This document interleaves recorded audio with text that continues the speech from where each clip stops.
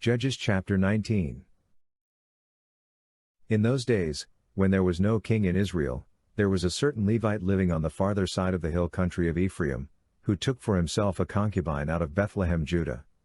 His concubine played the prostitute against him, and went away from him to her father's house to Bethlehem, Judah, and was there for 4 months. Her husband arose and went after her to speak kindly to her, to bring her again, having his servant with him and a couple of donkeys. She brought him into her father's house, and when the father of the young lady saw him, he rejoiced to meet him. His father-in-law, the young lady's father, kept him there, and he stayed with him 3 days. So they ate and drank, and stayed there. On the 4th day, they got up early in the morning, and he rose up to depart. The young lady's father said to his son-in-law, "Strengthen your heart with a morsel of bread, and afterward you shall go your way." So they sat down, ate, and drank, both of them together. Then the young lady's father said to the man, "Please be pleased to stay all night, and let your heart be merry." The man rose up to depart, but his father-in-law urged him, and he stayed there again. He arose early in the morning on the 5th day to depart, and the young lady's father said, "Please strengthen your heart and stay until the day declines," and they both ate. When the man rose up to depart, he, and his concubine, and his servant, his father-in-law, the young lady's father, said to him, "Behold, now the day draws toward evening, please stay all night. Behold, the day is ending. Stay here, that your heart may be merry, and tomorrow go on your way early, that you may go home." But the man wouldn't stay that night, but he rose up and went near Jebus, also called Jerusalem. With him were a couple of saddled donkeys. His concubine also was with him. When they were by Jebus, the day was far spent, and the servant said to his master, "Please come and let's enter into this city of the Jebusites, and stay in it." His master said to him, "We won't enter into the city of a foreigner that is not of the children of Israel, but we will pass over to Gibeah." He said to his servant, "Come and let's draw near to one of these places, and we will lodge in Gibeah, or in Ramah." So they passed on and went their way, and the sun went down on them near Gibeah, which belongs to Benjamin. They went over there, to go in to stay in Gibeah. He went in, and sat down in the street of the city, for there was no one who took them into his house to stay. Behold, an old man came from his work out of the field at evening. Now the man was from the hill country of Ephraim, and he lived in Gibeah, but the men of the place were Benjamites. He lifted up his eyes, and saw the wayfaring man in the street of the city, and the old man said, "Where are you going? Where did you come from?" He said to him, "We are passing from Bethlehem, Judah to the farther side of the hill country of Ephraim. I am from there, and I went to Bethlehem, Judah. I am going to Yahweh's house, and there is no one who has taken me into his house. Yet there is both straw and feed for our donkeys, and there is bread and wine also for me, and for your servant, and for the young man who is with your servants. There is no lack of anything." The old man said, "Peace be to you. Just let me supply all your needs, but don't sleep in the street." So he brought him into his house, and gave the donkeys fodder. Then they washed their feet, and ate and drank. As they were making their hearts merry, behold, the men of the city, certain wicked fellows, surrounded the house, beating at the door, and they spoke to the master of the house, the old man, saying, "Bring out the man who came into your house, that we can have sex with him." The man, the master of the house, went out to them, and said to them, "No, my brothers, please don't act so wickedly, since this man has come into my house, don't do this folly. Behold, here is my virgin daughter and his concubine. I will bring them out now. Humble them, and do with them what seems good to you, but to this man don't do any such folly." But the men wouldn't listen to him, so the man grabbed his concubine, and brought her out to them, and they had sex with her, and abused her all night until the morning. When the day began to dawn, they let her go. Then the woman came in the dawning of the day, and fell down at the door of the man's house where her lord was, until it was light. Her lord rose up in the morning and opened the doors of the house, and went out to go his way, and behold, the woman his concubine had fallen down at the door of the house, with her hands on the threshold. He said to her, "Get up, and let's get going." But no one answered. Then he took her up on the donkey, and the man rose up, and went to his place. When he had come into his house, He took a knife and cut up his concubine, and divided her, limb by limb, into 12 pieces, and sent her throughout all the borders of Israel. It was so, that all who saw it said, "Such a deed has not been done or seen from the day that the children of Israel came up out of the land of Egypt to this day." Consider it, take counsel, and speak. Judges chapter 20. Then all the children of Israel went out, and the congregation was assembled as one man, from Dan even to Beersheba, with the land of Gilead, to Yahweh at Mizpah. The chiefs of all the people, even of all the tribes of Israel, presented themselves in the assembly of the people of God, 400,000 footmen who drew sword. Now the children of Benjamin heard that the children of Israel had gone up to Mizpah. The children of Israel said, "Tell us, how did this wickedness happen?"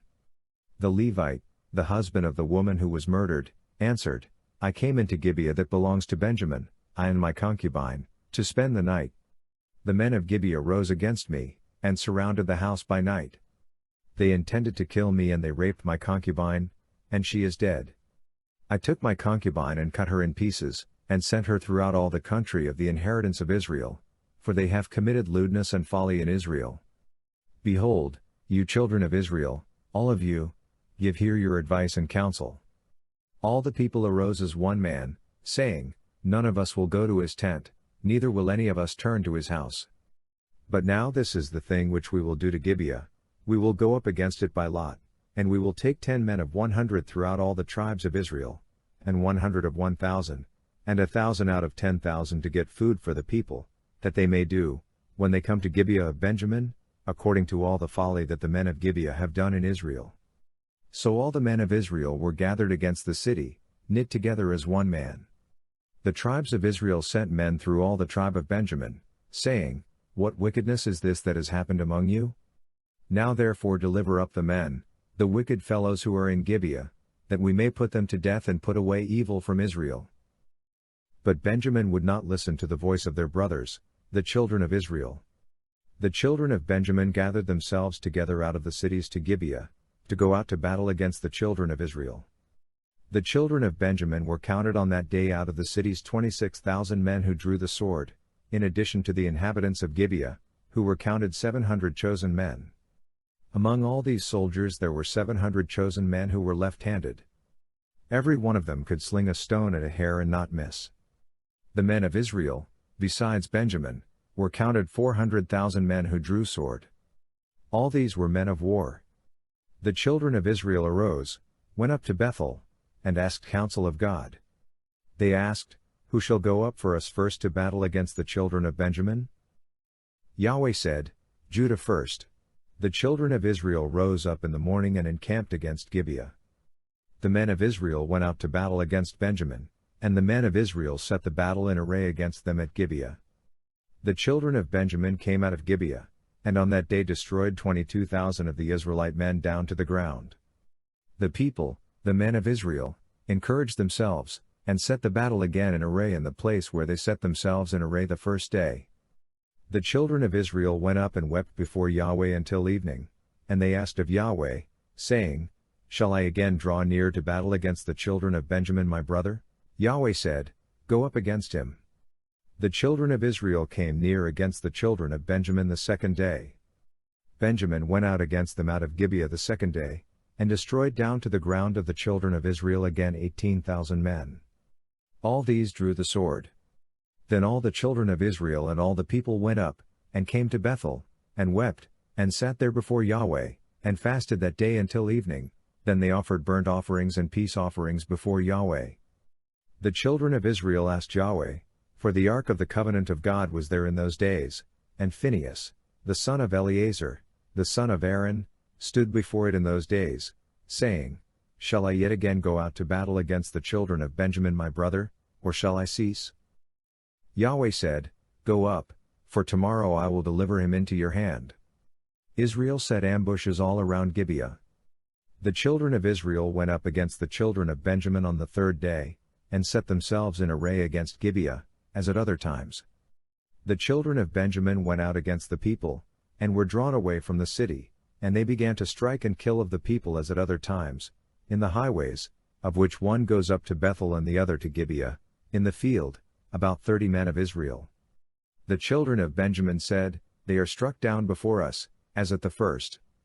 But the children of Israel said, Let's flee, and draw them away from the city to the highways. All the men of Israel rose up out of their place and set themselves in array at Baal Tamar. Then the ambushers of Israel broke out of their place, even out of Mare Geba. 10,000 chosen men out of all Israel came over against Gibeah, and the battle was severe, but they didn't know that disaster was close to them. Yahweh struck Benjamin before Israel, and the children of Israel destroyed of Benjamin that day 25,100 men. All these drew the sword.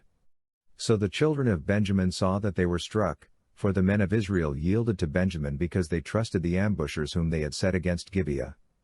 The ambushers hurried, and rushed on Gibeah, then the ambushers spread out, and struck all the city with the edge of the sword. Now the appointed sign between the men of Israel and the ambushers was that they should make a great cloud of smoke rise up out of the city. The men of Israel turned in the battle, and Benjamin began to strike and kill of the men of Israel about 30 persons, for they said, Surely they are struck down before us, as in the first battle. But when the cloud began to arise up out of the city in a pillar of smoke, the Benjamites looked behind them, and behold, the whole city went up in smoke to the sky. The men of Israel turned, and the men of Benjamin were dismayed, for they saw that disaster had come on them. Therefore they turned their backs before the men of Israel to the way of the wilderness, but the battle followed hard after them, and those who came out of the cities destroyed them in the middle of it. They surrounded the Benjamites, chased them, and trod them down at their resting place, as far as near Gibeah toward the sunrise. 18,000 men of Benjamin fell, all these were men of valor. They turned and fled toward the wilderness to the rock of Rimmon. They gleaned 5,000 men of them in the highways, and followed hard after them to Gittim, and struck 2,000 men of them. So that all who fell that day of Benjamin were 25,000 men who drew the sword. All these were men of valor. But 600 men turned and fled toward the wilderness to the rock of Rimmon, and stayed in the rock of Rimmon 4 months. The men of Israel turned again on the children of Benjamin, and struck them with the edge of the sword, including the entire city, the livestock, and all that they found. Moreover they set all the cities which they found on fire. Judges chapter 21. Now the men of Israel had sworn in Mizpah, saying, None of us will give his daughter to Benjamin as a wife. The people came to Bethel and sat there until evening before God, and lifted up their voices, and wept severely. They said, Yahweh, the God of Israel, why has this happened in Israel, that there should be one tribe lacking in Israel today? On the next day, the people rose early and built an altar there, and offered burnt offerings and peace offerings. The children of Israel said, Who is there among all the tribes of Israel who didn't come up in the assembly to Yahweh? For they had made a great oath concerning him who didn't come up to Yahweh to Mizpah, saying, He shall surely be put to death. The children of Israel grieved for Benjamin their brother, and said, There is one tribe cut off from Israel today. How shall we provide wives for those who remain, since we have sworn by Yahweh that we will not give them of our daughters to wives? They said, What one is there of the tribes of Israel who didn't come up to Yahweh to Mizpah? Behold, no one came from Jabesh-Gilead to the camp to the assembly. For when the people were counted, behold, there were none of the inhabitants of Jabesh-Gilead there. The congregation sent 12,000 of the most valiant men there, and commanded them, saying, Go and strike the inhabitants of Jabesh-Gilead with the edge of the sword, with the women and the little ones. This is the thing that you shall do, you shall utterly destroy every male, and every woman who is lain with a man. They found among the inhabitants of Jabesh-Gilead 400 young virgins who had not known man by lying with him, and they brought them to the camp to Shiloh, which is in the land of Canaan. The whole congregation sent and spoke to the children of Benjamin who were in the rock of Rimmon, and proclaimed peace to them. Benjamin returned at that time, and they gave them the women whom they had saved alive of the women of Jabesh-Gilead. There still weren't enough for them. The people grieved for Benjamin, because Yahweh had made a breach in the tribes of Israel. Then the elders of the congregation said, How shall we provide wives for those who remain, since the women are destroyed out of Benjamin? They said, There must be an inheritance for those who are escaped of Benjamin, that a tribe not be blotted out from Israel. However, we may not give them wives of our daughters, for the children of Israel had sworn, saying, Cursed is he who gives a wife to Benjamin. They said, Behold, there is a feast of Yahweh from year to year in Shiloh, which is on the north of Bethel, on the east side of the highway that goes up from Bethel to Shechem, and on the south of Lebonah. They commanded the children of Benjamin, saying, Go and lie in wait in the vineyards, and see, and behold, if the daughters of Shiloh come out to dance in the dances, then come out of the vineyards, and each man catch his wife of the daughters of Shiloh, and go to the land of Benjamin. It shall be, when their fathers or their brothers come to complain to us, that we will say to them, Grant them graciously to us, because we didn't take for each man his wife in battle, neither did you give them to them, otherwise you would now be guilty. The children of Benjamin did so, and took wives for themselves according to their number, of those who danced, whom they carried off. They went and returned to their inheritance, built the cities, and lived in them. The children of Israel departed from there at that time, every man to his tribe and to his family, and they each went out from there to his own inheritance. In those days there was no king in Israel. Every one did that which was right in his own eyes.